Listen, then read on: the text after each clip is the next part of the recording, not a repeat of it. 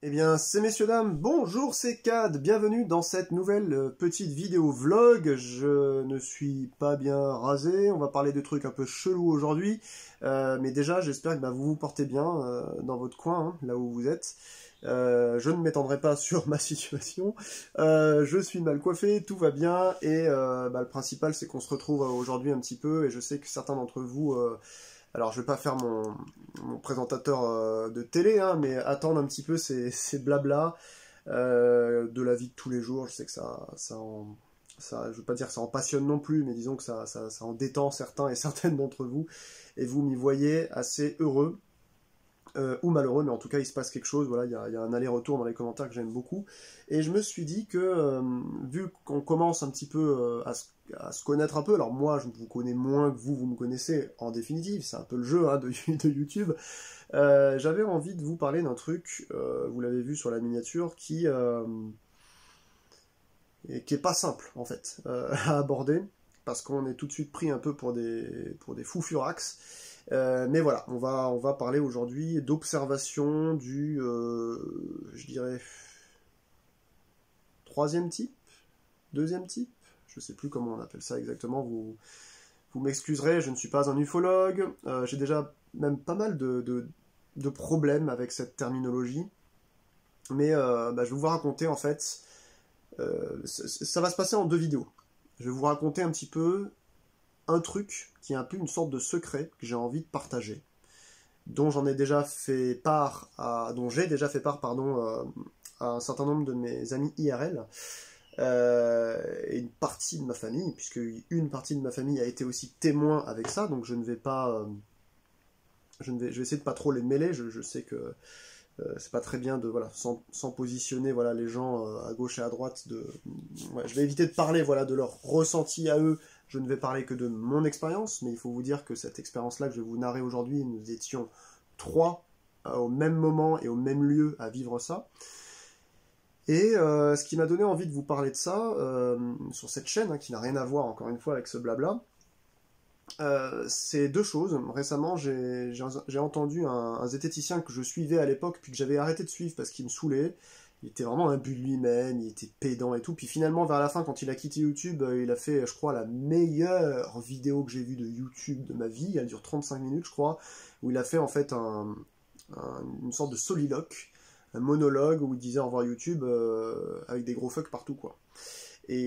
Et c'était pondéré, et je comprends pourquoi il a fait ça, et il a dit qu'il a arrêté. Et en fait, ce mec, vous le connaissez peut-être, c'est Mr. Sam, mr.sam, et il a fait du bon travail quand même, mais des fois, c'était un peu mesquin, c'était pas très honnête, on pourra en parler, hein, s'il y en a certains qui veulent savoir pourquoi je l'aime pas trop, mais c'est surtout dans son ton, dans ses tournures. Bon bref, même lui il sait qu'il a des défauts, il les a voilà, acceptés, il s'en est excusé, donc je trouve quand même que c'est quelqu'un de remarquable pour ça. Et récemment, voilà, je suis tombé il y a 5-6 mois, 7 mois peut-être, il a fait un retour sur quelque chose dont il voulait parler durant sa période YouTube, qui a duré 7 ou 8 ans quand même. Il a quitté YouTube, je crois, il y a 2 ans. Et il était jamais revenu un peu sur cette affaire-là, c'est-à-dire une observation ufologique, et du coup je l'ai écouté. Il a toujours... il a raconté, il en a dit un peu plus, mais il n'a pas eu lui de retour de personnes qui ont vu la même chose que lui, parce que c'est assez particulier hein, ce qu'il a vu de son côté. Et l'autre, c'est un YouTuber qui fait qui est un peu lié d'ailleurs avec Mr. Sam, parce qu'il y a eu une histoire avec la tour Moncade, c'est le YouTuber qui faisait du Minecraft, qui doit avoir une bonne quarantaine, et qui s'appelle GusDX, donc Guillaume Durieux. Qui est à Bordelais, je crois, depuis quelques années, qui a sa petite famille là-bas et tout, et là je vois sa nouvelle vidéo qui était sortie, et il parle du col de Vence dans les Alpes-Maritimes, donc dans l'arrière-pays niçois. Moi je me suis intéressé un peu à l'ufologie, hein. Je vous dis que j'ai rien à voir avec ça, mais si, un minimum, parce que j'aime beaucoup ces thématiques de recherche, etc. Donc le col de Vence c'est très connu, il y a beaucoup de hurluberlus qui vont là-bas, il y a des gens ça y est, ils voient un truc scintiller dans le ciel, ça y est, il y a un truc qui se passe. Bon, on va en parler un peu dans cette vidéo aussi. Alors je vous ai dit, il va y avoir deux vidéos. Cette vidéo va déjà être une vidéo en plusieurs parties. Je vais vous expliquer le cas que j'ai vécu, ensuite ce que j'y pense a posteriori. Et en troisième, une conclusion, ou plutôt un point d'interrogation s'il y en a un à mettre. Et dans une seconde vidéo, je vous inviterai, si vous avez envie de participer, n'hésitez pas, alors je ne vais pas le marquer ici, parce que sinon ça me fera faire, vous me connaissez, ça va être une horreur à monter, mais en gros, allez voir dans les commentaires épinglés que je vais laisser en dessous ou dans la description, il y a l'adresse de la chaîne, Mes Vieilleries, donc MESVIEI2LERIES, YT comme YouTube, @gmail.com, donc mesvieilleriesYT@gmail.com, si vous avez une observation que vous jugez être intéressante à me donner. Et je vais faire une seconde vidéo où je vais prendre en fait tous les cas que vous m'aurez laissés. S'il y en a un seul, je ferai une vidéo avec ce seul cas. S'il y en a 15, j'en ferai 15. Enfin, je fais une grande vidéo avec 15 cas, etc. Et je vais lire votre narration, si vous avez envie de me l'expliquer. Et je vous invite à me dire dans le mail que vous pourriez me laisser, si vous avez envie que je laisse déjà votre prénom ou votre pseudo, ou que je le laisse en totalement anonyme, ou que vous avez envie de me laisser une adresse spécifique si vous voulez que je la poste dans la description afin que des personnes vous contactent s'ils ont vu les mêmes choses que vous, au même endroit, etc. Enfin, vous me dites ce que vous voulez que j'en fasse, mais je voudrais faire une sorte de collection. Je ne sais pas si on arrivera à le faire, hein, parce qu'on est peut-être 1500 sur la chaîne, mais on a peut-être un peu plus même maintenant, mais on n'a peut-être pas... déjà, on s'en fout peut-être pour certains d'entre vous de ces trucs-là, et on n'a peut-être pas envie finalement de faire ressortir quelque chose que nous-mêmes on a enfoui. Il y a quelque chose de très psychologique en fait dans la recherche des phénomènes qu'on jugerait être paranormaux. Donc déjà, moi, ce terme-là, je n'ai jamais trop apprécié.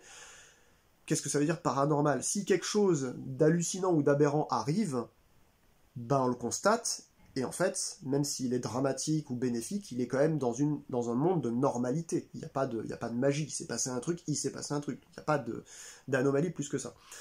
Je voudrais qu'on en reste à des observations stellaires ou ufologiques et que vous évitiez de me donner en fait des retours sur des histoires de fantômes ou ces trucs-là.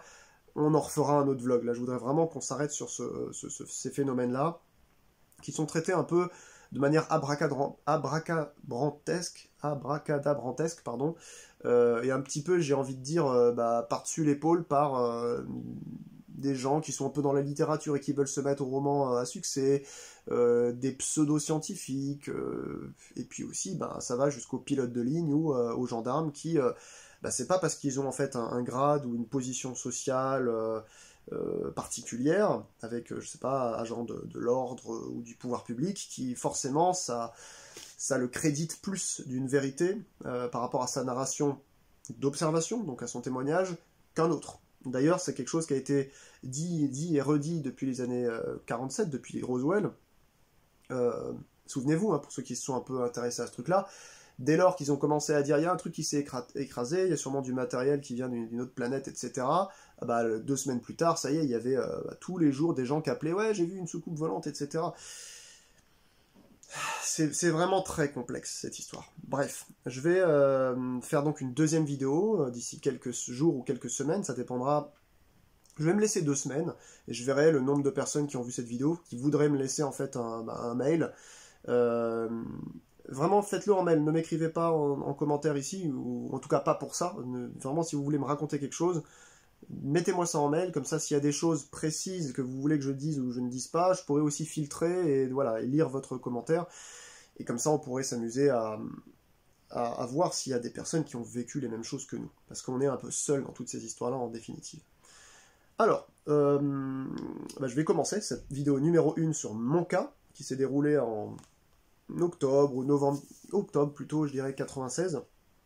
J'en avais même fait une musique, figurez-vous, il y a quelques années, tellement ça m'avait, je sais pas, ça m'a toujours habité ce truc-là depuis que j'ai vécu ça. Donc, pour ceux ou celles qui ne me connaissent pas, je m'appelle Cad, j'habite en France, je suis amateur de musique, et puis de tout ce qui peut faire briller les yeux d'un petit enfant, parce que je suis resté, je pense, un petit enfant, voilà, donc les jeux de société, la nature, etc., et puis un peu plus tardivement la politique, etc. Je n'ai pas d'appétence particulière en fait vers les choses magiques. J'ai eu une période quand j'étais plus jeune où je baignais un peu dans la lithothérapie, dans toute forme un peu d'ésotérisme, etc. Mais ça m'est passé très rapidement en fait depuis que je me suis intéressé ensuite aux religions et aux civilisations, où j'ai compris en fait le monde dans un global un peu plus large et je me suis un peu ouvert à d'autres choses. Lorsque j'étais petit, je bouffais des encyclopédies parce que je suis d'une génération où j'ai eu mon compact Presario 3.11 à mes 9 ans, on devait être en 94. En 95-96, j'avais non, c'était un Pentium 2, vous voyez, donc, et j'ai eu le premier modem 56K, j'étais un des premiers de ma classe à l'époque, quoi, j'étais en CM2 6e et j'étais un des premiers à déjà avoir de l'informatique chez lui, donc j'en remercie ma mère, mais en même temps d'avoir l'accès à Internet. Donc, qui dit accès à Internet dit qu'ensuite on délaisse un peu la lecture. Mais juste avant mes 10-11 ans, je bouffais des encyclopédies, j'avais les Bordas et les Hachette, et je n'avais d'yeux que pour la culture. Donc, de ce point de vue-là, ceux qui ne me connaîtraient pas pourraient se dire, il y a quand même potentiellement un biais, il a pu lire des trucs, son cerveau il a fonctionné dans une sorte que, etc. Je vous comprends. Et d'ailleurs, je le dis maintenant, au bout de 10 minutes, je ne vous invite même pas à croire ce que je vais vous raconter.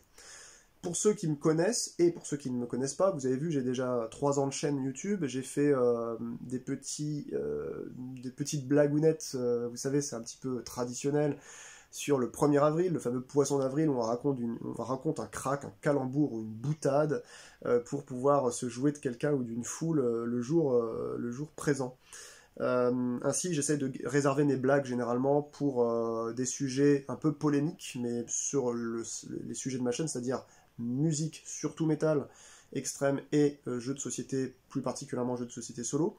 Donc de ce point de vue-là, je vous garantis qu'aujourd'hui, mais pareil, vous n'êtes pas obligé de me croire, mais je vous garantis qu'aujourd'hui, il n'y aura pas de twist final, il ne s'agit pas d'une blague, je vais vous raconter quelque chose que j'ai vraiment vécu. Voilà, ceci étant posé, j'ai envie de dire, on va pouvoir commencer un petit peu, mais vous allez voir, l'histoire n'est pas très longue en définitive, c'est simplement la suite et vivre avec ça qui est complexe. Parce qu'il y a une dimension humaine et sociale qui modifie un petit peu votre position par rapport à ceux qui n'ont pas vécu ça. De ce point de vue-là, vous le comprendrez, je pense, aisément. Je pense avoir une position de quelqu'un qui a été presque gratifié, voilà, si je reprends en fait les thématiques et les champs lexicaux religieux et spirituels, peut-être gratifié d'une manière divine d'avoir bénéficié de ce truc-là. Je pense, et ça je le dis depuis que je suis petit, que, vous savez, il y en a beaucoup qui disent que lorsqu'on décède, on voit rapidement sa vie défiler en face de lui ou d'elle, enfin en tout cas en face de soi, et il y a même un terme que des auteurs ont utilisé pour dépeindre en fait le moment où, je sais plus comment ça s'appelle, ça va peut-être me revenir, mais le moment où une personne par exemple qui est très très vieille, très abîmée par la vie, ou même qui a Alzheimer ou autre, finit par avoir tout d'un coup une sorte de soin 2 minutes avant de rendre l'âme et de donner son dernier souffle, une sorte de lucidité finale où la personne revoit l'intégralité de sa vie, se souvient de plein de trucs et ensuite elle s'éteint quoi.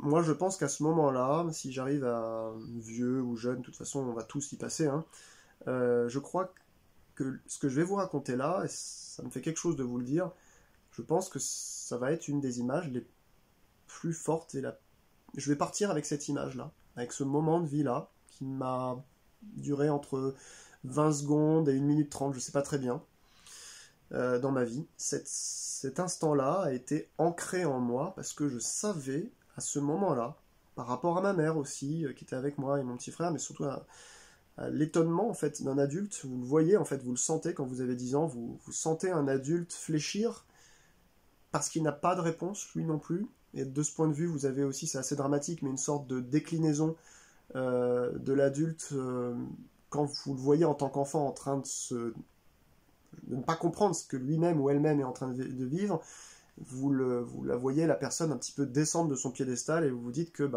finalement on est tous des êtres humains et on a tous finalement pas forcément comment dirais-je, ouais, la science infuse, quoi. Moi, quand j'étais gosse, et même jusqu'encore aujourd'hui, j'ai un profond respect pour les anciens, et je ne devrais pas, parce que là, je vis dans un contexte campagnard insupportable, avec des vieux qui sont des jeux. Je peux pas. En fait, ça m'a aidé, cette parenthèse-là de vie que je vis en ce moment, la parenthèse campagnarde depuis 6 ans, à comprendre que c'est pas parce qu'on est vieux qu'on est sage, malheureusement. Hein. Des fois, on est vieux et on est très très très con. Donc, finalement, j'avais des influences déjà depuis mes 10 ans. J'en ai 39 aujourd'hui. Alors, je commence la narration. On est à 15 minutes, ce serait quand même pas mal. Je faisais du judo dans la ville d'Angers, dans le Maine-et-Loire, où j'ai grandi. Il y avait un club qui se situait rue Barra, de souvenir. Et on était donc en octobre ou novembre, et donc, vous savez, le ciel commence à tomber relativement vite, et les cours étaient le soir, je crois, entre 18 et 20, entre 19 et 20 heures. Et de ce point de vue-là, ça a été vérifié d'ailleurs, ça a été gardé en tête, notamment par ma mère, parce qu'elle, elle était... il faut faire le repas à telle heure, baigner les enfants à telle heure, ensuite j'ai mes machins à corriger, etc., parce qu'elle était prof. Bref. Et donc, ce qui s'est passé, c'est que nous sommes descendus à Pince, donc à pied, de souvenir.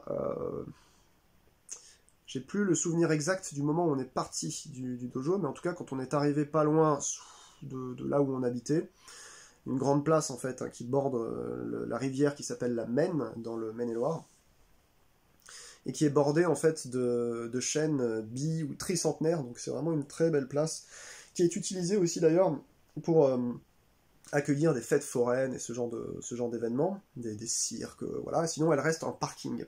Et là, à ce moment-là de l'année, donc, on n'était pas encore en novembre, donc ça doit être effectivement fin octobre. La foire ne s'était pas encore installée, elle existe depuis 40, 50 ans, je sais plus combien de temps. Moi, je l'ai toujours connue depuis que j'étais là. Et il y a juste quelques voitures qui étaient là, calées sur cette place, et nous on longeait en fait la bordure du pâté de maison qui nous emmenait en fait dans notre résidence. Et à ce moment-là, je voyais comme un lampadaire, vous savez, il y a déjà beaucoup... on est dans une ambiance un petit peu fraîche, même froide, humide, c'est très très humide comme département, et il commence à y avoir des feuilles qui jaunissent, même des arbres clairsemés, de souvenirs.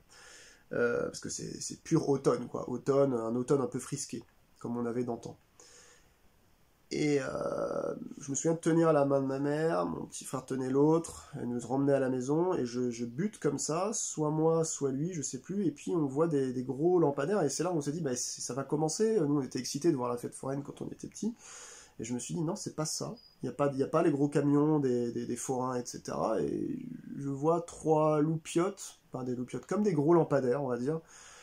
Au début, j'en voyais qu'un seul. Je me suis aperçu en fait que, alors c'était pas clairsemé, il y en avait trois au-dessus des arbres, je dirais 30, 40, 50 mètres, je saurais pas trop le jauger. Et je me dis, bon, il y a des trucs qui volent ici. Du coup, ma mère, je lui dis, mais c'est quoi? Elle me dit, c'est sûrement un hélicoptère. Je lui dis, mais non, regarde aussi, là et là. En fait, il y avait trois trucs. Et je me souviens d'un vrombissement léger, je ne sais pas si ça venait des voitures qui circulaient en fait sur ce qu'on appelle les arts et métiers, c'était un boulevard, une avenue qui était à côté. L'avenue du Ronceret, je sais plus comment elle s'appelle, bref. Et à un moment donné, mon regard se porte au centre, je me rappelle, de ces trois points de jonction. Et je me rends compte en fait que c'est pas trois objets, mais mais qui est très très très gros, puisque la place, elle fait peut-être 300, 400 mètres de long, peut-être même un peu plus, je dirais presque 500 mètres. Sur 150 mètres de large. C'est une place en longueur comme ça qui va à la tour des Anglais sur Angers, et donc juste au début de l'hôpital, le centre cardiologie. Donc l'objet était en suspens au-dessus, et ce qui me fait croire, qui me fait penser que ce ne serait pas un phénomène aérospatial non identifié, ce qu'on appelle les PAN, depuis la dénomination du GEPAN aux alentours de 2010, je crois. Avant, on appelait ça des ovnis, mais bon, dans la culture populaire, on appelle toujours ça des ovnis. Ce qui me fait croire que c'est pas forcément un PAN, et plus particulièrement que ça pourrait être un ovni, donc c'était vraiment un objet, c'est que je me rappelle qu'à cette heure-ci, on voit déjà, à un moment donné, les étoiles, donc on doit être aux alentours de 20 ou 21 heures, de souvenirs. Et justement, les étoiles existaient au-dessus de ma tête, au-dessus des bâtiments, au-dessus des premiers arbres que je vois qui bordent la place. Mais les étoiles disparaissent précisément entre les points de jonction de ces trois lumières, en fait, de ces trois espèces de lampadaires.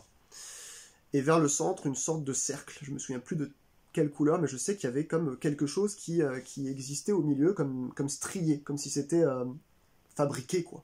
Voilà. Donc, on a dû échanger quelques blabla avec ma mère, qui m'a dit, bon, ça doit être une montgolfière, ou ils ont fait un essai, ou je sais pas ce qu'elle m'a raconté. Je sentais un agacement, en fait, dans sa voix, et Elle avait envie de nous tirer, si vous voyez ce que je veux dire, pour qu'on rentre. Et ensuite, moi je me suis senti, pas forcément pétrifié, mais intrigué. Parce que au moment où on commençait à marcher pour rentrer, ce truc-là a visiblement changé de, comment dirais-je, d'angle. Vous voyez, les lumières en fait se déplaçaient légèrement, avançaient vers le fond, vers l'hôpital, et arrivaient vers le fond, je sais pas en combien de secondes où ça s'est passé, peut-être 40 secondes, une minute, et tout d'un coup comme disparaître. C'est-à-dire que ça a soit éteint ces lumières, si c'était des lumières qui pouvaient s'éteindre, soit c'est parti à une vitesse telle fulgurante que je ne pouvais même pas calculer, quoi, ça doit se chiffrer en plusieurs milliers de kilomètres à l'heure, j'en sais rien. Toujours est-il qu'en fait ça a glissé tout doucement au-dessus de la place, et arrivé vers l'hôpital, ça a bifurqué vers le nord-est, et évanescent, quoi. Donc, je me souviens que à ce moment-là, j'en avais parlé le lendemain, de souvenir, je crois que c'était le lendemain, est-ce que j'avais 10 ans? Je suis en train de me recalculer ça, excusez-moi, ça prend du temps. Je suis arrivé, alors attendez, 5, 6, 7, 8, 9, 10, je devais être sur ma première sixième.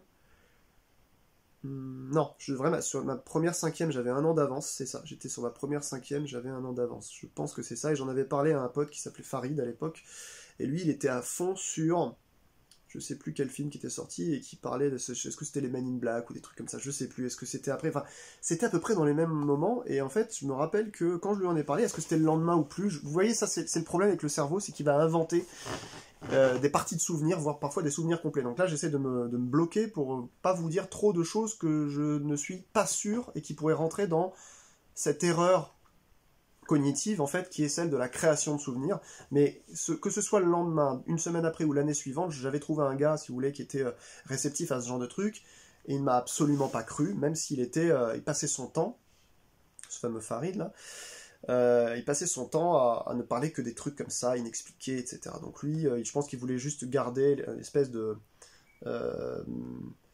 ouais, une sorte de côté, regardez, moi, c'est à moi de vous raconter des trucs comme ça dans la cour de récré, et lui, en fait, il n'a rien à raconter, il veut essayer de me copier, il invente quelque chose, voilà. Donc de ce point de vue-là, loupé, dommage pour toi, Farid, hein, t'es passé à côté d'un cas intéressant, puisqu'il n'a pas été inventé. Mais j'ai ensuite patienté quelques années. Vers 2004, j'étais sur un forum de l'ouest de la France qui parlait du nord aussi, qui était partagé par des groupes de musique, de métal, où je commençais un peu à être un peu dans l'intérêt sur les scènes locales et tout. Pardon. Et ce forum s'appelait In Memoria, avec un 3 à la place du E. Et ça s'est arrêté vers 2006, je crois. Et il y avait des topics X ou Y sur des concerts, sur du métal, etc. Et puis il y avait des topics ouverts, et c'était un forum PHP, vous savez, bébé, là. Et j'avais ouvert un topic sur ce que j'avais vu, et je vous raconte pas le nombre de... Pourtant, je m'étais cassé le cul, hein, j'avais fait une belle narration, j'avais dessiné en fait la forme du truc au-dessus de la vraie carte déjà disponible sur Google Maps, etc. Et toutes les choses que j'ai reçues de la part des gens avec qui on conversait finalement, que je connaissais ni d'Ève ni d'Adam, à part 2 ou 3, parce que les autres venaient d'autres horizons, d'autres villes. Je devais avoir que 17, 18 ans, 19 ans peut-être. Tout ce que j'ai reçu de leur part, c'était des moqueries, et puis voilà, ils se sont gaussés en fait de ce que j'ai raconté. Ça a commencé avec arrête un peu l'alcool ou des trucs comme ça. Enfin, vous voyez, on ne pouvait pas parler sérieusement, donc ça ne servait à rien. Ensuite, le forum a arrêté, j'ai gardé ça, j'en ai parlé qu'à des potes. Et vers 2010 ou 2009, je sais plus, le GEPAN, donc par l'intermédiaire du CNES, hein, je rappelle ce que c'est. Le CNES, c'est le Centre National d'études spatiales, qui est basé, je crois, à Toulouse. Et il y a le GEPAN, qui est une partie du CNES, qui gère en fait tous les retours des phénomènes aéronautiques ou aérospatiaux non identifiés, rapportés par des gens. Avant qu'ils ouvrent en fait cette partie-là, vous ne pouviez faire en général qu'une déposition de gendarmerie, puisqu'il s'agit en fait de la sûreté aérienne. Et donc c'est pas rien, hein, quand vous racontez quelque chose comme ça, quand les Américains ils le font, par exemple, eux je crois qu'ils le font sous serment, donc ça déconne pas généralement. Quand on raconte un truc à des représentants de l'État, de ce genre-là, il en va en fait de la sûreté de l'État. Donc voilà, de ce point de vue, moi j'ai pas besoin, ça fait longtemps que je sais qu'il ne faut pas mentir, c'est pas bien de mentir. Et je pense qu'on ment tous, d'une manière ou d'une autre, on ment tous. Des fois, on se ment même pour commencer à soi-même. Ensuite, on ment aussi aux autres, dans différentes étapes de notre vie. Des fois pour se sauver la face, des fois pour aider des personnes. Pour plein de raisons, en fait, on peut mentir. Et je pense qu'il y a des mensonges qui sont meilleurs que d'autres, qui sont moins pires. Mais là, en fait, c'est quand même quelque chose d'assez dramatique si vous mentez sur un truc comme ça. Parce que ça fait une déposition en gendarmerie si jamais on vous a aperçu d'une manière ou d'une autre de la main dans le sac. Ils le feront jamais parce que généralement c'est des mains courantes, des trucs comme ça. Mais dites-vous bien que si jamais vous faites ça en gendarmerie, ou même au GEPAN, je pense, vous créez de facto un faux en écriture publique. Donc c'est quelque chose quand même qui est très grave au niveau de la loi. Donc je me suis dit, bah tiens, ils ouvrent à tout le monde, moi je vais faire ma déposition et vous pourrez la retrouver, elle est anonymisée. Si vous allez sur le site du GEPAN, vous appelez GEPAN, recherche de cas, vous allez sur le Maine-et-Loire, c'est le département numéro 49, sur la ville d'Angers, il y a 3 cas qui ont été répertoriés, le mien c'est celui de 1996, vous allez le trouver, j'avais 10 ans et demi, 11 ans, quelque chose comme ça. Et donc il y a les 2 témoignages, mon petit frère a refusé de faire le sien parce qu'il considère justement, à juste titre d'ailleurs, et c'est très bien qu'il ait refusé, je pense, quand je lui ai proposé. Il m'a dit, mais non, moi mec, j'avais 4 ans et demi, c'est pas la peine, quoi. Je me souviens effectivement qu'il y a eu un moment chelou, mais voilà, je peux pas. Ce serait brodé et je vais faire que de l'invention, ça n'est pas sérieux. De ce point de vue-là, je le remercie parce que c'est vrai qu'en tout cas, là, voilà, il s'est passé un truc, mais pas assez pour qu'il y ait un témoignage concordant. Donc il n'y a que moi et ma mère qui avons décidé de faire cette déposition de concert, pardon, pour la faire valoir. Il a été au début classé en D, je crois, maintenant il a été rétrogradé en C parce qu'il manquait des informations. Alors moi j'avais envoyé un tas de trucs qui visiblement n'ont jamais été trouvés. Je leur avais envoyé durant toute la déposition des schémas et des photos de la place avec des schémas où je faisais avec un schéma à la main sur les photos. Et ils ne l'ont pas intégré dans le dossier, j'ai pas l'impression, donc ils ont rétrogradé mon cas en C, possiblement. Aujourd'hui, ils ont développé un peu le truc, maintenant il y a le D1 et le D2, R2D2 d'ailleurs. Donc en fait, vous avez les cas A, où on sait parfaitement ce que la personne a vu, donc on lui dit en fait sur le GEPAN, vous avez vu ça, à tel moment on a fait une enquête, il y a eu ça. KB, c'est la même chose, partiellement on sait ce que c'est, mais il nous manque des infos, mais on pense c'est possible que ce soit tel truc, je sais pas, un faisceau d'une boîte de nuit, n'importe quoi. KC, c'est celui dans lequel je suis, c'est-à-dire intriguant, mystérieux, on ne sait pas ce que c'est, mais tellement peu d'informations, et voilà, témoignage soit trop jeune, soit trop ancien pour pouvoir enquêter dûment dessus. Et ensuite, vous avez le D1 et D2. D1, c'est potentiellement inconnu, mais par manque d'informations, et D2, c'est potentiellement inconnu, malgré les recherches, malgré l'enquête, et malgré le max d'informations. Je pense que mon cas est intéressant, effectivement, et si ils avaient récupéré l'intégralité de mon dossier, c'est pas impossible qu'il soit classé au moins en D1. Parce que ce que j'ai vu, ce qu'on a vu, nous étions 3, alors, je vais vous dire à quoi ça me fait penser. Il y a un phénomène, quand on s'intéresse un peu à l'ufologie, qui date de la fin des années 80, qui a commencé en 89-90 et qui s'est étendu jusqu'à 2000, 2002, 2003, qu'on appelle la vague belge. Et dans la vague belge, c'est pas des cigares, c'est pas des tic-tac, c'est pas des soucoupes, c'est ces fameux trucs triangulaires. C'est systématique. En 97, vous avez eu le phénomène des Phoenix Lights à Phoenix, en Arizona. Vous aviez en fait des points qui se sont allumés comme ça, l'un après l'autre au-dessus de la ville de Phoenix. Ça faisait un truc gigantesque et ça bougeait pas. Mais l'après-midi même, il y avait des gens qui ont rapporté, et ça c'est moins connu parce que ça n'a pas été filmé, parce que ce truc-là a été filmé, mais ce qui a été rapporté dans l'après-midi non filmé, c'était carrément qu'il y avait des espèces de phénomènes objets, potentiellement, triangulaires qui se déplaçaient comme ça très lentement, sans bruit, en fait, vers Phoenix, et après on a eu une espèce de...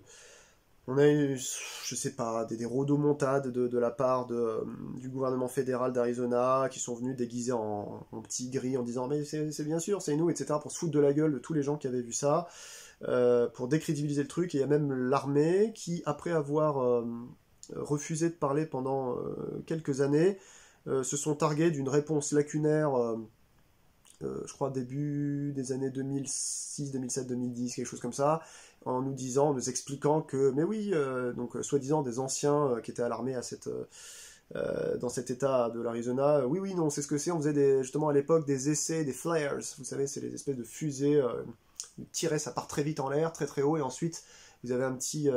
donc ça fait une sorte de fumigène avec quelque chose qui éclaire, et puis un petit parachute qui fait tomber la fusée tout doucement. Et il nous expliquait en fait que c'était les flares, sauf que pendant les minutes d'observation filmées en VHS, on voit que ça ne bouge absolument pas. Ça s'allume dans un sens, ça reste comme ça des minutes, et ensuite ça s'éteint dans le même sens. Donc, oui, non, difficile de tirer le vrai du faux dans ces trucs-là. Dans les histoires d'observation, on pourra le dire même avant la conclusion, parce que moi je suis pas dupe, hein. Il y a 99,9% de personnes qui pensent voir des choses, qui sont de bonne foi, et qui en fait ont vu des choses très explicables. Il y a 0,0001% des gens qui ont vu... qui ont mitonné complètement, ou même il y en a peut-être plus, il y a peut-être 50% de mythos, il y a peut-être 49% de gens qui pensent vraiment avoir vu quelque chose en disant que c'est la réalité, et en fait ils se sont juste trompés, le phénomène, soit ils le connaissaient pas, soit ils se sont gourés.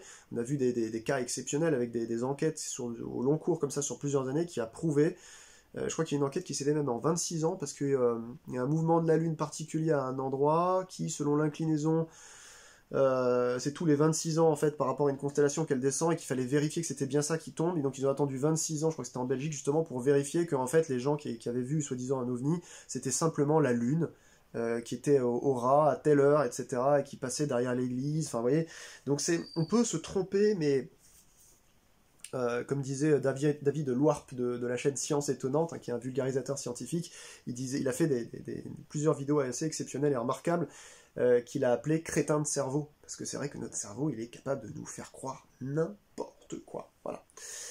Donc, la vague belge, c'était sur toute la période des années 90, et c'était ce truc-là. Alors ensuite, courant des années 2000, et jusqu'à très récemment, j'ai retrouvé le nom, il y a alors c'est un avion supersonique américain, je crois, qui s'appelle le TR-3B. Je sais même pas s'il y a des vraies vidéos de lui d'ailleurs, je pense qu'il est juste top secret ou je sais pas quoi, qui a effectivement la même forme, quasiment la même forme, pratiquement la même forme, mais c'est un avion en fait anti-radar, c'est-à-dire qu'il passe très bas. Il a été utilisé durant au moins une fois, la dernière fois que j'en ai entendu parler, sur l'extermination qu'ils ont fait à Gaza, excusez-moi, en Irak, chez Saddam Hussein en fait en 2003, 2004. Et il y a même dans la culture populaire des films qui ont repris ce truc-là, et ça n'a pas du tout la trempe de ce que j'ai vu en fait. Là, il s'agit d'un avion supersonique, c'est rien à voir, rien à voir. Le truc qu'on a vu là, en fait, en 96, stagnait, bougeait pas, et à un moment donné, ça a glissé comme s'il glissait sur l'eau, mais sur l'air, puis on peut ensuite soit disparaître, soit partir d'une manière très rapide, mais avec aucun bruit. À cet endroit-là, à Angers, il n'y a pas de fête foraine. Je me souviens plus si la boîte de nuit, le Midstar, existait à l'époque, mais c'était trop tôt pour que ça existe. Toutes ces boîtes de nuit qui sont sur les périphéries d'ailleurs, un petit peu, hein, commencent généralement aux alentours de 22h, 23h. Là, c'était en dessous. Il n'y a pas de magasin ici. Enfin, vous voyez, il y a tout qui concorde pour moi pour qu'on soit devant un phénomène inexpliqué d'un potentiel objet. Et c'est là que je vais vous paraître peut-être un peu hurluberlu. Je vais aller très loin. Je sais que vous allez peut-être m'en vouloir. Mais bon, c'est comme ça, hein, c'est mon honnêteté. Je suis persuadé, depuis que je suis petit, mais je sais que c'est une idée fausse, du coup, comme je suis en auto-persuasion, c'est que je ne suis pas dans le vrai. Mais il y a quelque chose là-dedans, parce que je ne peux pas vous le prouver, mais il y a quelque chose qui me permet d'être sûr, et c'est pour ça que je vous dis que c'est quelque chose de riche que j'aurai jusqu'à la dernière seconde de mon dernier souffle dans ma vie. Ça va m'accompagner. Je suis persuadé d'avoir observé quelque chose qui n'a pas été fabriqué sur Terre.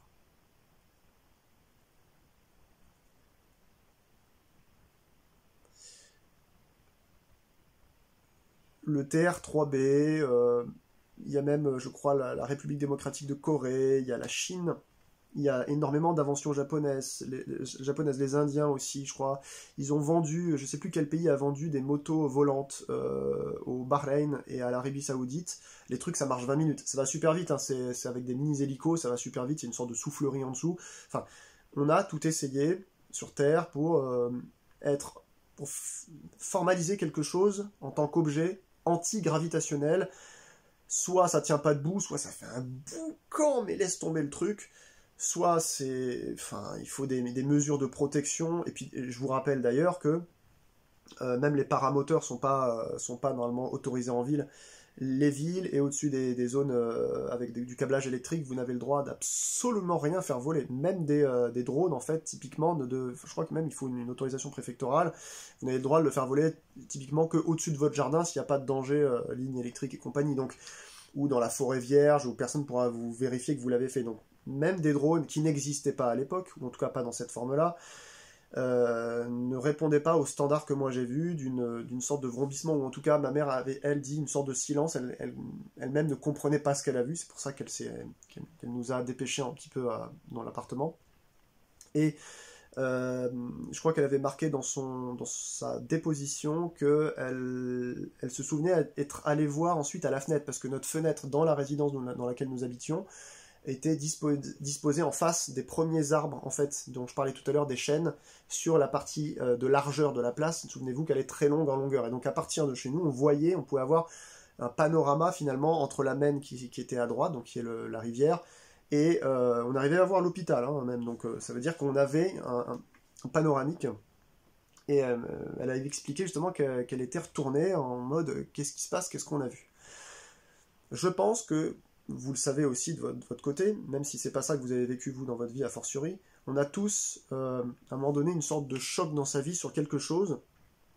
Soit on est triste d'avoir vu, soit on est content, soit on est stupéfait. Enfin là il y a c'est peut-être un peu une mystification, je sais pas, il y a quelque chose d'un peu impalpable dans ce que je vous raconte, mais pour moi ce n'est pas un pan, ce n'est pas juste un phénomène, je pense qu'on était dans l'objet.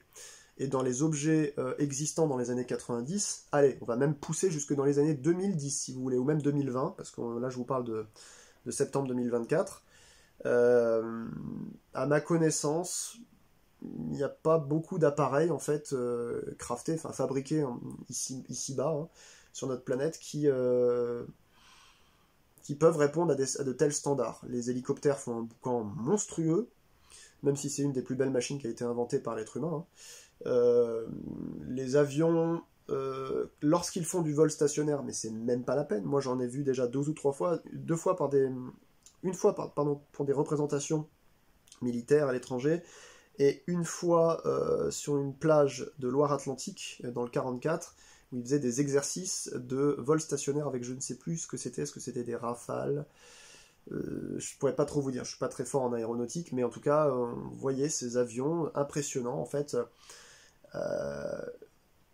stagner, en fait.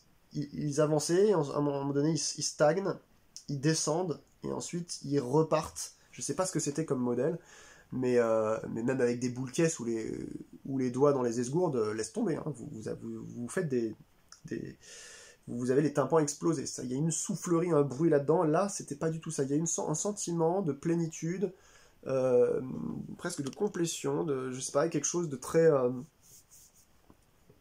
doux qui émanait en fait de ce moment-là qu'on a vécu.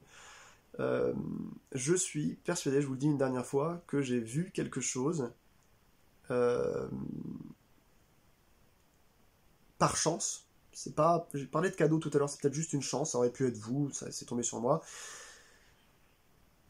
Et le fait que je me dise que potentiellement ça n'a pas été fabriqué ici-bas, c'est-à-dire avec nos moyens technologiques et notre intelligence humaine, et ce qui me fait penser que ça puisse venir d'ailleurs, c'est que, à ma connaissance, les animaux non humains en fait n'ont pas fait de craft comme ça, enfin de fabrication, de hoover, excusez-moi je prends plein de termes anglais là, mais j'ai pas les mots français qui viennent, d'appareils en fait qui flottent comme ça, les végétaux non plus, les hologrammes n'existaient pas à l'époque.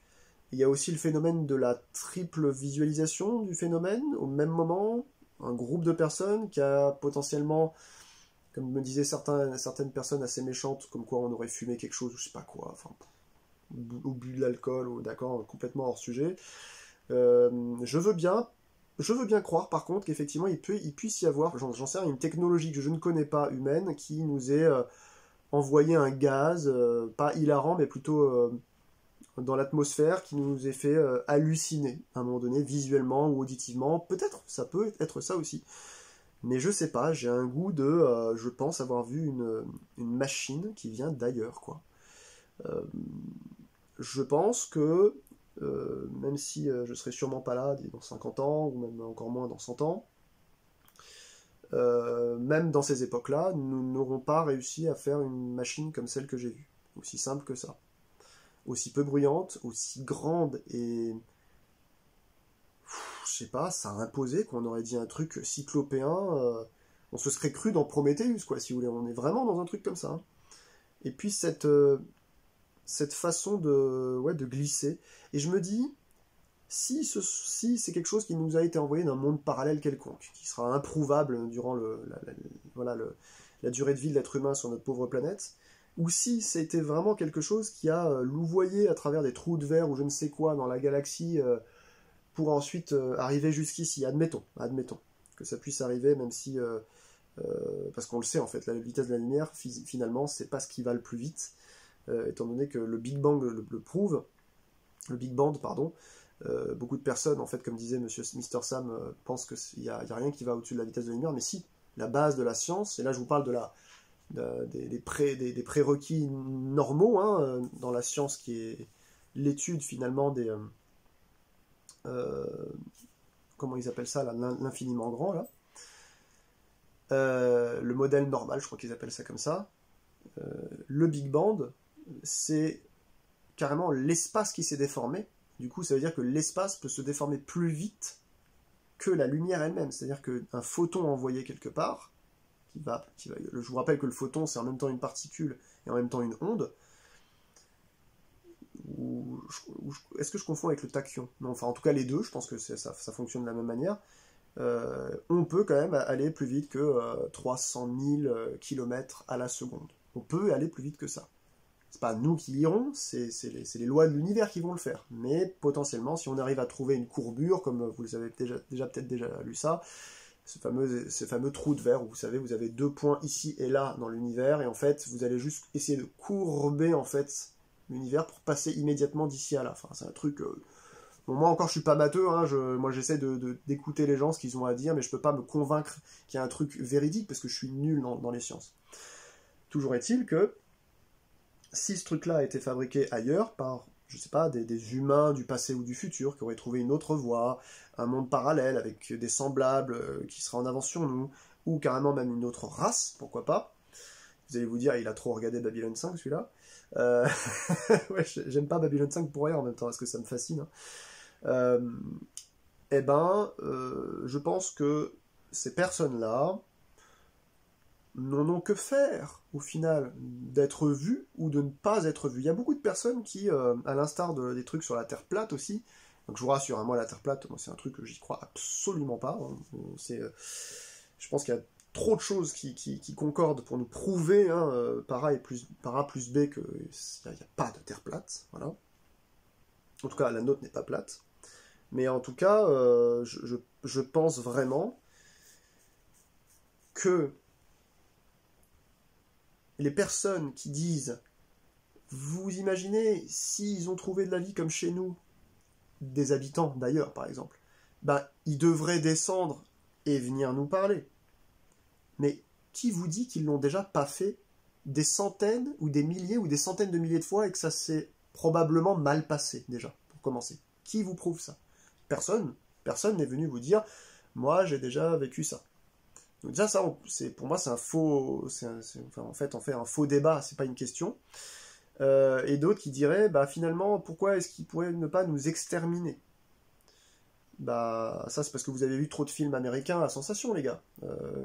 Pourquoi est-ce qu'il faudrait absolument qu'une race, ou je sais pas, une espèce vienne quelque part, de manière invasive, explose? Je sais que c'est facile de penser ça, parce que l'être humain a développé au fur et à mesure de son existence l'intégralité des défauts de toutes les autres espèces sur cette planète. Et donc effectivement, on tombe finalement dans une espèce de redondance comme ça, qui consiste à se dire ah bah, si nous on doit faire ça, par exemple, je sais pas moi, les Américains, chez les natifs américains ont 40 millions de morts, bah c'est que dans d'autres galaxies ça doit se faire de la même manière. Bah non, pas forcément. Nos défauts ne sont pas à accoler à d'autres personnes. Et pourquoi est-ce qu'ils essayent, enfin je veux dire, soit ils nous fuient pour certains, j'entends souvent dire ça aussi dans des interviews d'ufologues et autres, soit ils nous fuient, soit ils nous menacent, soit ils nous narguent, soit ils nous évitent. Pour moi, c'est nullement tout ça en fait. D'ailleurs, il y a une parabole dans Babylone 5 qui est bien amenée là-dessus au sujet des anciens, et ensuite des grands anciens, et ensuite, euh, comment ils appellent c'est pas les grands anciens, c'est des premiers, des grands anciens, et ensuite du premier, qui s'appelle Lorien. Lorien est un personnage dans Babylone 5 qui parle pendant un ou deux épisodes. Soi-disant, lui c'est le mec qui a été la première espèce pensante existante finalement. Mais dans les anciens, dans les premiers, notamment les Vorlons, les Ombres, et ensuite ceux qui étaient carrément, parce que ça c'est des petits joueurs par rapport aux vrais premiers, et on n'a pas leur nom en fait dans Babylone 5 de souvenir. Ils sont au moins 3 races différentes, on voit juste leur vaisseau, ils sont tellement démesurés, ils s'en foutent tellement de tout, qu'en gros, ils gravissent, enfin, ils se baladent, si vous voulez, dans les étoiles, ils passent dans des systèmes, parfois même, ils explosent un système en avançant, ils ne le savent même pas. En fait, c'est un peu comme vous, quand vous allez dans une forêt, vous marchez sur une fourmilière, et vous aviez très bien pu aussi mettre votre pied à 20 cm de la fourmilière sans l'écraser. De ce point de vue-là, les fourmis, elles doivent se dire en dessous, « Waouh, vous avez vu le truc, mais pourquoi il s'est pas arrêté pour nous parler ?» Bah parce qu'on savait que t'étais, on savait même pas que t'étais là en fait, on t'a complètement, voilà. Donc je me dis, c'est peut-être le même modèle. Si c'est quelque chose qui vient de loin, déjà il y a à mon avis des micro-sondes, des nanosondes ou je ne sais quoi qui ont été envoyées depuis des siècles, des millénaires ou des millionnaires dans notre endroit, dans notre quadrant, on va dire, pour vérifier s'il y avait de la vie ou quelque chose. Peut-être que c'est su par ces espèces-là, peut-être qu'elles s'en foutent, et peut-être que, je sais pas, tous les 2000 ans, tous les 10 000 ans, elles envoient quelques voyageurs voir comment ça se passe. Ah ouais, ça c'est comme ça maintenant ici, ok. Si ça se trouve, les paramètres qu'ils récupèrent de notre planète, c'est pas du tout des paramètres, par exemple, nous on irait sur, je sais pas, on va se poser un jour dans 6000 ans sur Ganymède, on regarderait en fait quel est le taux d'oxygène, bon, on le sait déjà ça, mais c'est un mauvais exemple, mais je sais pas, on va sur Titan, et on va essayer de regarder la concentration en méthane, plein de paramètres scientifiques particuliers qui nous importent nous, pour par exemple une logique d'exportation finalement de ressources, pour ensuite dans une vue de terraformer, parce que l'être humain elle est partout. Mais peut-être que d'autres espèces, elles, ce sont juste des voyageurs qui veulent juste se faire plaisir aux yeux, c'est-à-dire pour moi les vrais chasseurs, ce sont des chasseurs d'images qui vont dans la nature et qui prennent des jumelles et qui regardent les animaux évoluer. Voilà. On peut aussi sortir en fait de cette logique de c'est des gentils, c'est des méchants, ils nous explosent, c'est des copains. Non, il y a aussi peut-être des personnes qui passent, et puis qu'on verra plus jamais, c'est juste des passants. Voilà. Je me suis intéressé quand même à énormément de... Puis on va pas tarder à arrêter la vidéo, parce que ça fait trop long juste pour une histoire qui a duré 2 minutes, quoi. Je me suis intéressé à pas mal de cas qui ont été... il y a eu des témoignages. Je vous rappelle que le témoignage, c'est le niveau 1, voire presque 0 de la preuve scientifique. Hein. C'est le truc qui a le plus bas. C'est-à-dire, il y a le rien, on ne sait pas ce qui se passe, et ensuite, il y a quelqu'un, machin truc, qui nous raconte un truc. Ensuite, il nous ramène une photo du truc, avec, je sais pas, des objets. Ensuite, on a été plusieurs à prendre des photos sous plein d'angles. Après, on a été plusieurs partout, machin. Enfin, vous voyez, il y a plein d'étapes avant d'arriver à un consensus global. Donc là, j'ai bien conscience que moi, mon cas, il va vous paraître un cas d'hurluberlu. Je vous raconte un truc, voilà, ça s'est passé il y a 30 ans, une forme géométrique classique avec des plates, triangulaires, une minute environ, qui a glissé comme ça une trentaine de mètres au-dessus des chaînes. De ce point de vue-là, il y a aussi ma pote Ju, coucou Ju, hein, qui me racontait que à Montréal, il y avait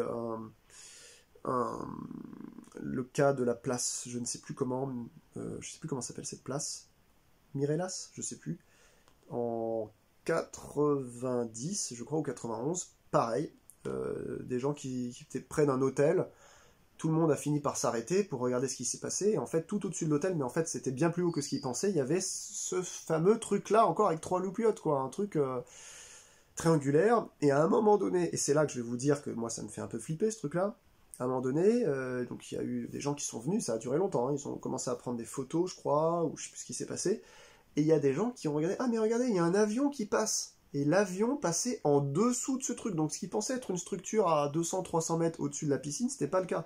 C'était un truc qui était très très haut, genre dans la toposphère, et il y avait un avion qui passait en dessous, ce qui vous montre la grosseur de l'objet quand même. Hein. Donc voilà, je ne vais pas faire des milliers et des cents, on va pas tergiverser, je sais qu'il y en a certains qui m'écoutent en podcast quand je commence à allumer des vidéos super longues sur des sujets un peu bizarres comme ça, mais pas grand chose à dire, à part qu'il y a le cas de l'école à Harare, vous savez, la capitale du Zimbabwe, là, dans les années... c'était quand? C'était en 94, je crois. Ouais, il y a une soixantaine d'enfants, je crois, ou une trentaine d'enfants qui ont fait irruption, en fait, dans le préau en disant « Ah, on a vu des sous-coupes, des machins, il y a des gens derrière !» Et le temps que les grands, enfin les profs comprennent de ce qui se passait, ils pensaient que c'était, je sais pas, ils étaient apeurés pour quelque chose de... Ils sont allés voir, il n'y avait plus rien, et tous les enfants décrivent le même truc. Et quand vous tapez Zimbabwe, OVNI, UFO, tapez ça sur YouTube, vous allez voir, il y a une vidéo qui dure entre 6 ou 8 minutes, et vous écoutez les témoignages des gosses, ils sont... Putain, comme diraient les Marseillais, ils sont fatigués, hein. Ils flippent de raconter ce qu'ils ont vu, ils disent exactement tous la même chose. Il y a des moments dans la vie où il faut se rendre à l'évidence.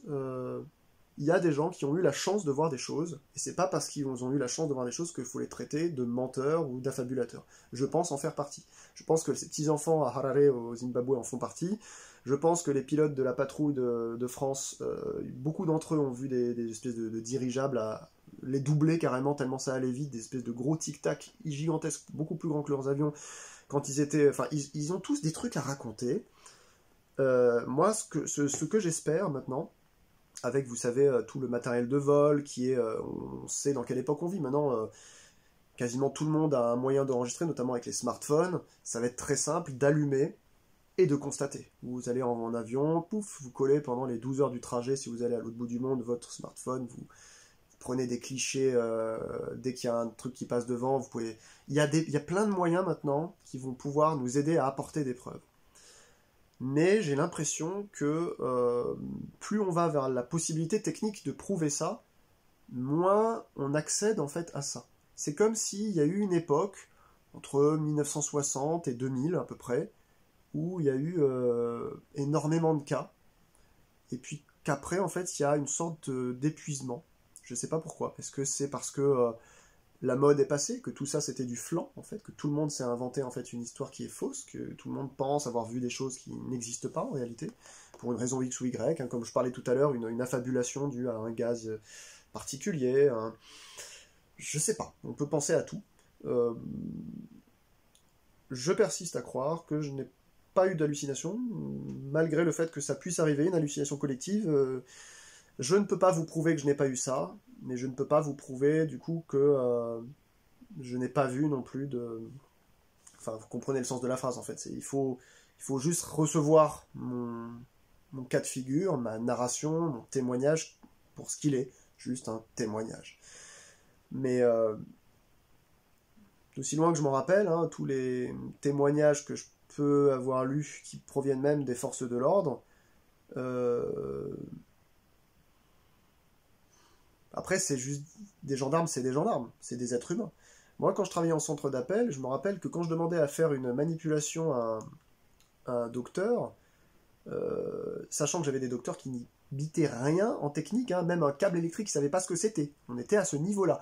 Quand je tombais sur quelqu'un de très érudit, comme je commençais les... Voilà, j'ai pas tapé le bout de gras avec la personne, au bout d'une minute, je dis, écoutez, monsieur, on va descendre derrière le décodeur, vous allez tirer le câble, et alors il ressemble à ça, c'est un câble noir, c'est le câble d'électricité. Et le mec, à un moment donné, m'a dit, non, mais monsieur, ça va, hein, je suis pas là plein de 3 semaines, je sais ce que c'est qu'un câble électrique.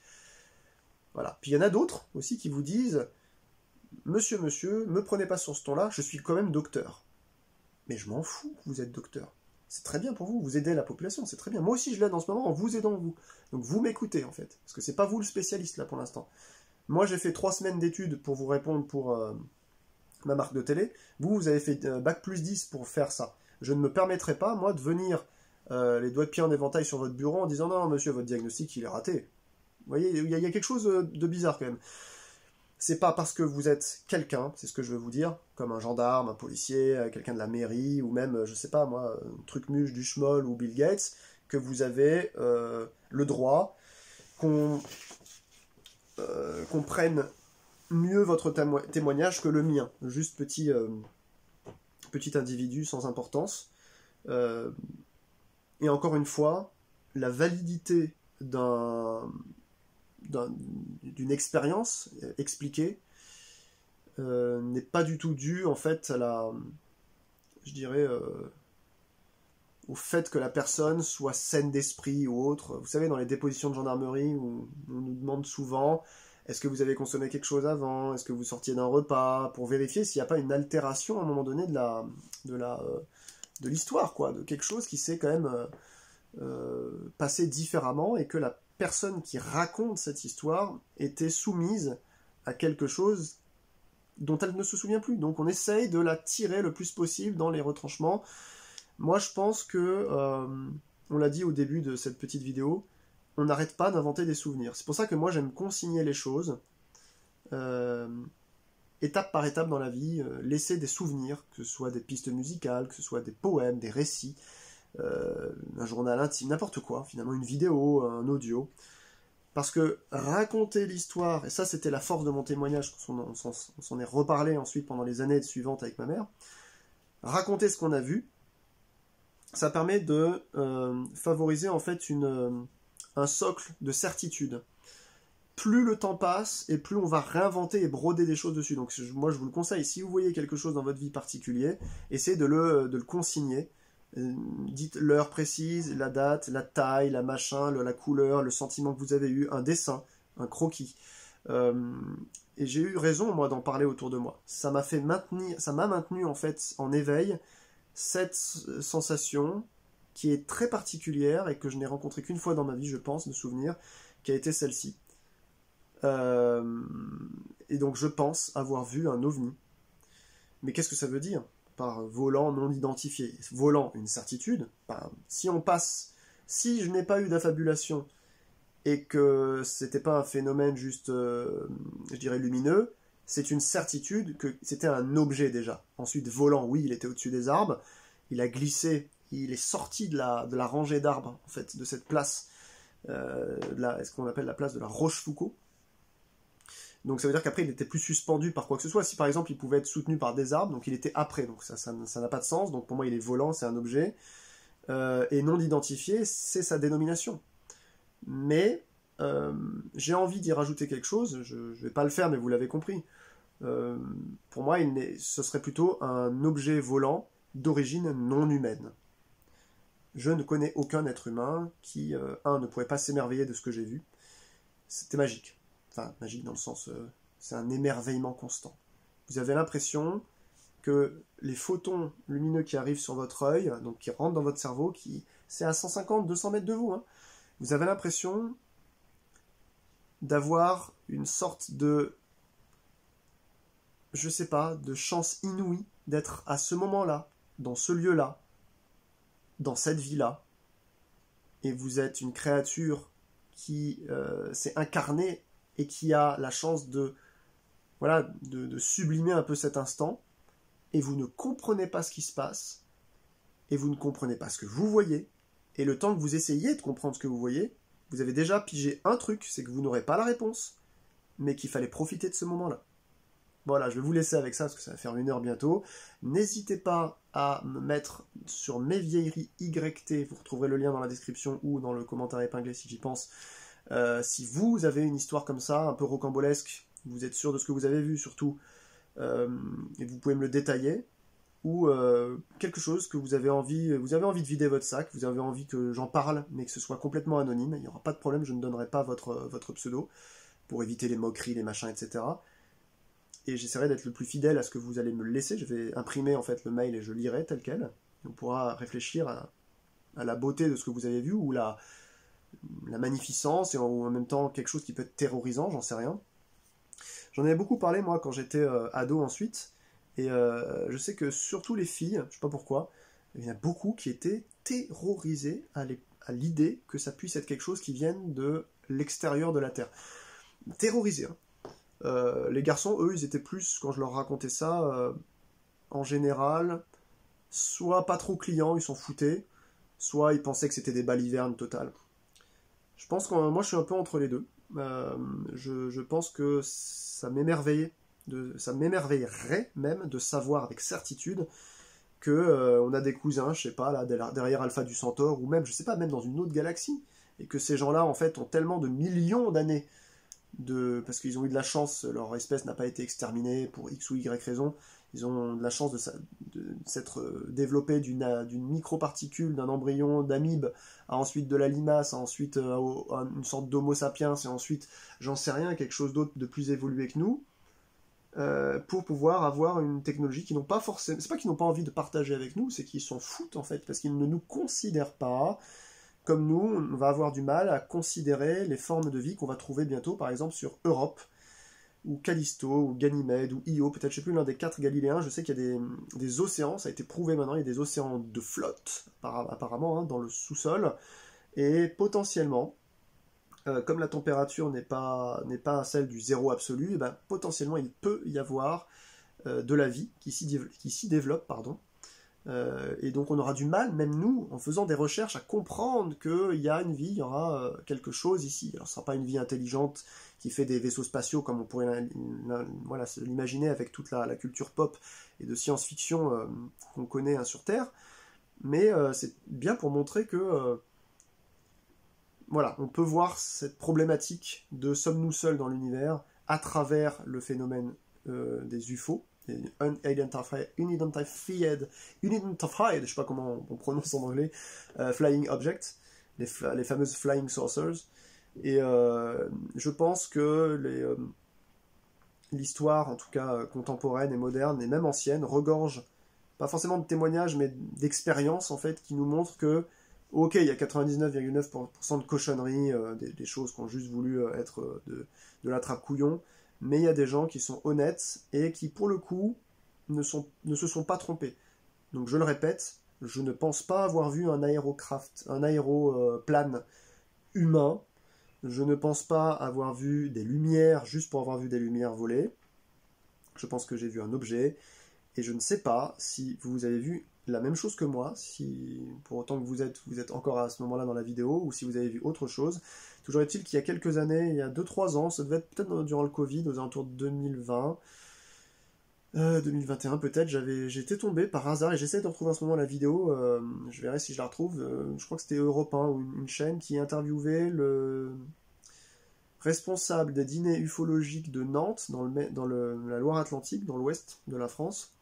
Et ce mec expliquait qu'il avait aussi été à Angers, il avait la vingtaine lui à l'époque, on était à peu près dans les mêmes années, il a dépeint quasiment la même chose que moi. Donc je me dis, ouf, j'ai l'impression enfin moi-même, et c'est pas le GEPAN hein, qui bosse comme il peut, hein, je crois qu'ils sont que 3, qui va y arriver, mais moi j'ai réussi à enfin donc, trouver au moins une personne. Va falloir que je me déplace à mon avis un jour dans ce genre de dîner ufologique pour en parler avec ces gens-là, mais j'ai un peu peur, ils me font un peu... je sais pas, mauvais effet souvent quand je les écoute sur YouTube ou ailleurs en podcast. J'ai l'impression que ça mélange tout. Il y a du Jean-Pierre Petit. J'ai beaucoup de respect pour Jean-Pierre Petit, hein, mais il y a l'autre là aussi, zut, Alain Bourrier aussi là qui passait chez Cyril Hanouna. Alors lui, ça part dans tous les trucs. Ils sont nombreux, je les connais. Enfin, je sais pas, je comprends pas en fait.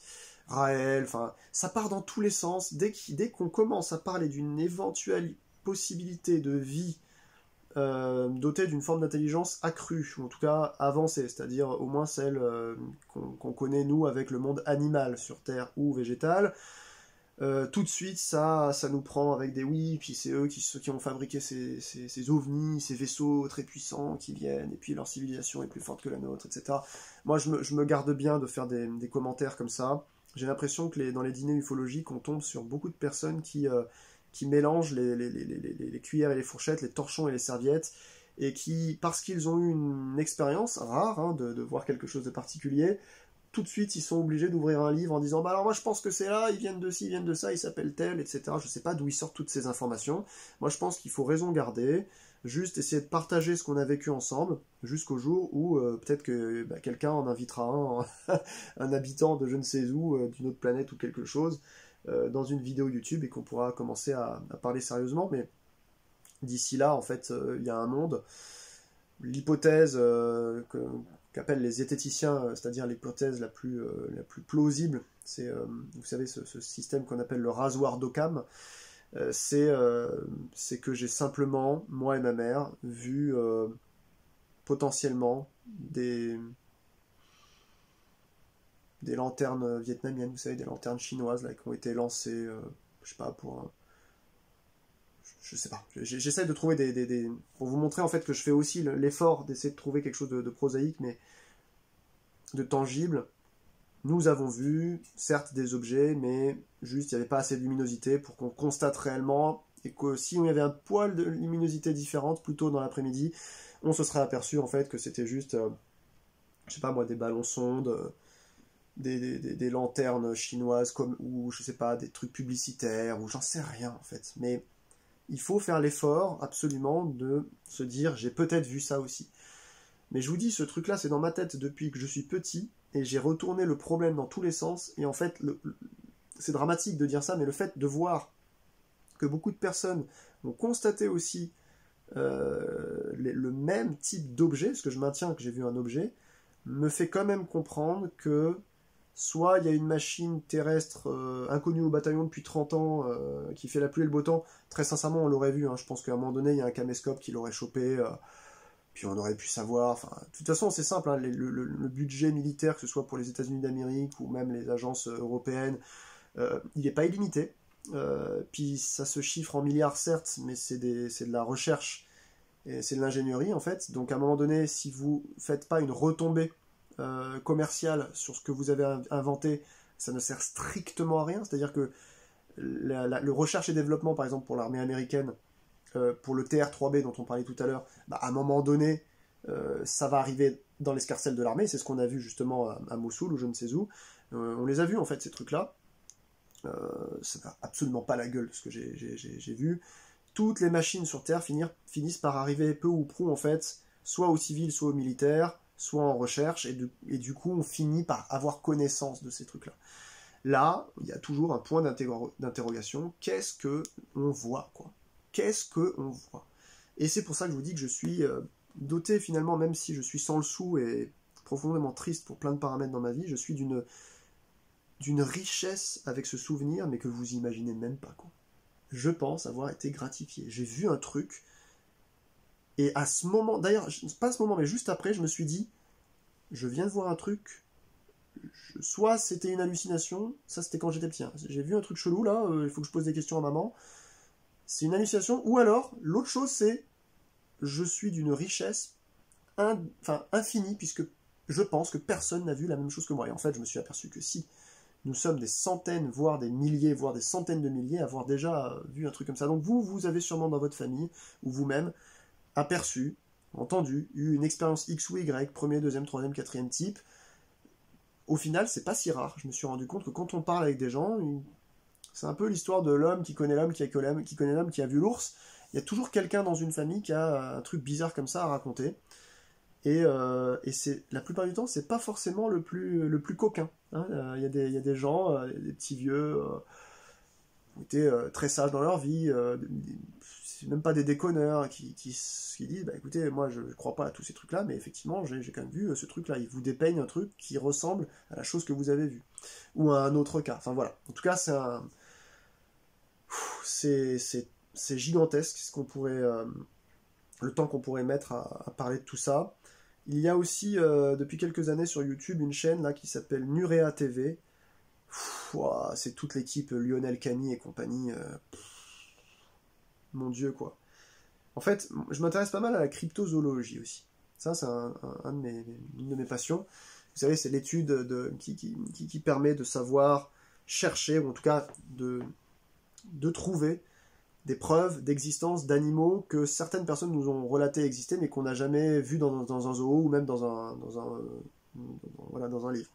Type Bigfoot, Yeti, Mokele Mbembe et que sais-je. Et sur Nurea TV, ils font aussi parfois des interviews. Il y a des gens qui parlent de cryptozoologie, de leur voyage au Congo ou en Amérique du Nord pour essayer de traquer le Bigfoot, le machin. Il y a une orientation sur cette chaîne, je sens qu'ils veulent faire du sensationnalisme pour du sensationnalisme. Ils interviewent là les trucs de Lionel Camille, putain. Alors lui, il fait des trucs maintenant sur les personnes disparues, c'est très bien. Mais là, les dossiers qu'il avait traités sur l'étrange, le paranormal, comment il appelait ça aussi, une sorte de loup-garou, là, le dog, Wild Dog, je crois, je sais plus comment il s'appelle. Il raconte ça, alors, non seulement il y a zéro preuve, mais il y a juste le témoignage qui est relaté par un mec qui l'a relaté à Lionel Camille. Ensuite, ça arrive dans l'escarcelle de Nurea TV. Du coup, ils interviewent Lionel Camille qui nous raconte ce que l'autre lui a dit. Enfin, voilà, c'est le téléphone arabe, c'est un truc de fou. C'est pas sérieux, quoi. C'est vraiment... Vous voyez, j'ai quand même la tête sur les épaules. Moi, ça m'amuse même plus. J'ai regardé 3-4 émissions de cette chaîne. Vraiment, j'ai cherché à comprendre quel était le sujet, parce que en fait, ou alors juste vous êtes quelqu'un, il faut se l'avouer, vous avez besoin de sensationnalisme, vous avez besoin qu'on vous offre quelque chose d'autre que Hollywood. Vous vous dites que si ça vient de gens qui sont un petit peu dans le commun des mortels, ça va être sûrement de la vérité, puisqu'on a rien à vendre, soi-disant. Si, on a toujours quelque chose à vendre, je pense. On a toujours une sorte de rançon, de quête plutôt de la gloire ou de la... Ah, vous avez entendu, tiens, allez écouter le témoignage d'un tel, vous avez vu, puis en fait, vous avez, je sais pas, pour certains, peut-être l'impression de réussir à vous faire mousser. J'aime pas, en fait, cette chaîne-là, Nurea TV, et puis il y en a plein d'autres, hein, il y a je sais plus trop quoi, il y a tellement de chaînes sur les ovnis, mais à chaque fois que je tombe dessus, ou sur les pans, je me dis, c'est pas Jojo, hein, ils sont tous là, vous savez, des fois, ils organisent ça même comme une sorte de bureau, comme une sorte de télé, quoi. Ils s'interviewent les uns les autres, ils se donnent je sais pas, de l'importance. Moi, je suis le directeur de recherche régionale du Languedoc-Roussillon, du club d'ufologie, du machin truc. Enfin, ça n'a pas de sens, quoi. Enfin, ce sont juste des gens normaux. Ça peut aller du médecin au balayeur, et on s'en fout, en fait, de ce qu'ils font dans leur vie. Mais je sais pas, il faut qu'ils interagissent avec nous comme s'ils avaient quelque chose à nous expliquer. Non! Voilà, moi je suis venu juste vous dire aujourd'hui ce que j'ai vécu quand j'étais gosse, cette forme triangulaire, 1 ou 2 minutes d'observation max, un point d'interrogation, une magie, une majesté, une légèreté,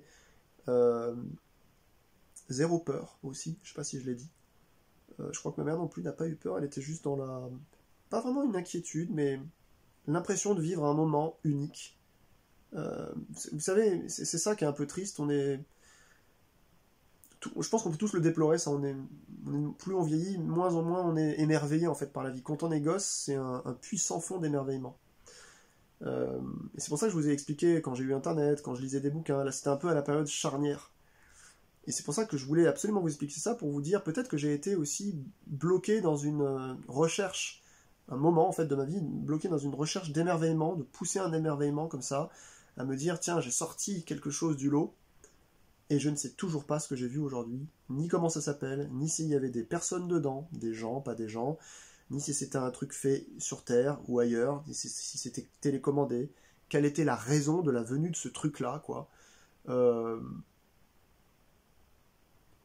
Parce que je vous assure, hein, vous prenez un paramoteur, vous allez sur n'importe quelle ville de France, dans la minute, s'il y a des municipaux qui téléphonent à l'armée, ils viennent vous cueillir, en fait, hein, dans la minute. Donc là... Non, ça n'a pas de bon sens, tout ça. Je sais pas, je sais pas ce que c'est. Et je pense qu'à mon dernier souffle, je ne saurais toujours pas ce que c'est. Et c'est pas grave, parce que j'ai déjà la chance d'avoir vu ça. Voilà. Je vous retrouve très bientôt pour un autre vlog, une présentation de musique ou de jeux de société. D'ici là, portez-vous bien. N'hésitez pas à me faire aussi un récit sur mon mail. Si jamais vous avez vécu un truc pareil, je fais appel à votre intelligence. Je commence à connaître un petit peu l'ambiance sur cette chaîne. On n'est pas entre trolls ici, on est entre gens de bonne intelligence, on est sérieux. Donc s'il vous plaît, n'inventez rien. De toute façon, ça se verra en fait, hein, si c'est un truc complètement au pifomètre, complètement inventé de toutes pièces. Et ne gonflez pas le propos si vous voulez me rapporter quelque chose. Vous savez, des fois, les choses les plus simples, les plus faibles, sont les plus mystérieuses et intéressantes. Donc je compte sur vous si vous avez envie voilà, de raconter quelque chose. Si je n'ai pas de témoignage, eh bien je ne ferai simplement pas de seconde vidéo. En tout cas, je n'en ferai pas tant que je n'ai pas au minimum un témoignage. Voilà, voilà. Allez, je vous souhaite une très bonne fin de journée, portez-vous bien, et à très bientôt. Désolé d'avoir trop parlé encore une fois.